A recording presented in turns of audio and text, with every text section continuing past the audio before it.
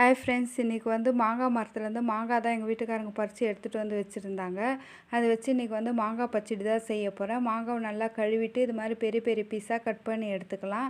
எடுத்துகிட்டு அதை குக்கரில் போட்டு கொஞ்சமாக தண்ணி விட்டு ஒரே ஒரு விசில் வச்சு வேக வச்சு எடுத்துக்கலாம். தனியாகவும் வேக வைக்கலாம். நான் இன்றைக்கி வந்து குக்கரில் தான் வேக வச்சு எடுத்துக்க போகிறேன். மாங்காய் பச்சடி வந்து செம்ம டேஸ்ட்டாக இருக்கும். பசங்களும் நல்லா விருப்பமாக சாப்பிடுவாங்க. நல்லா ஸ்வீட் மாதிரியே கப்பில் போட்டு கூட பசங்க சாப்பிடுவாங்க. நீங்கள் வீட்டில் ட்ரை பண்ணி பாருங்கள். இப்போ வந்து வெயிட் இறங்கிடுச்சு. இப்போ பார்த்திங்கன்னா மாங்காய் வந்து நல்லா வெந்துட்டு இருக்குது. இது வந்து தாளிச்சிடலாம். இப்போ ஒரு வானலில் வந்து எண்ணெய் வந்து கொஞ்சம் அதிகமாகவே விட்டுக்கலாம். அதுக்கப்புறம் எண்ணெய் சூடு ஏறினது கடுகு, நான் வந்து ஒரு 10 வரமிளகாய் எடுத்துக்கிறேன். எதுக்குன்னா இது காரம் இல்லாத வரமிளகான்றதுனால நான் அதிகமாக சேர்த்துக்கிறேன். காரம் உள்ள வரமிளகாய் வந்தால் கம்மியாக போட்டுக்கலாம். அதுக்கப்புறமா மிளகாய் வந்து நல்லா வதங்கினதுக்கப்புறமா நம்ம வேக வச்சுருந்த மாங்காய் சேர்த்துட்டு நல்லா மிக்ஸ் பண்ணி விட்டுக்கலாம். அந்த எண்ணெய்லாம் வந்து அப்படியே அப்சர்வ் ஆகிடும்.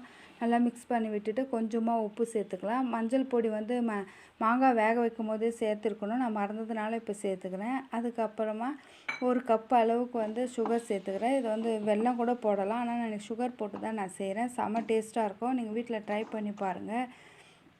அம்மா ஊட்டாத சோறு கூட மாங்காய் ஊட்டுன்னு சொல்லுவாங்க. அது மாதிரி தான் அந்த மாங்காய் பச்சடி செஞ்சனாவே பசங்க வந்து நல்லா விருப்பமாக சாப்பிடுவாங்க. செம்ம டேஸ்ட்டாக இருக்கும்.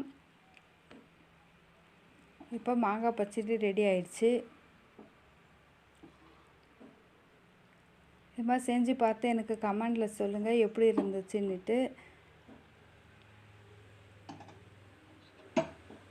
அப்படியே வாயில் வச்சுன்னு அப்படியே கரைஞ்சிடும்.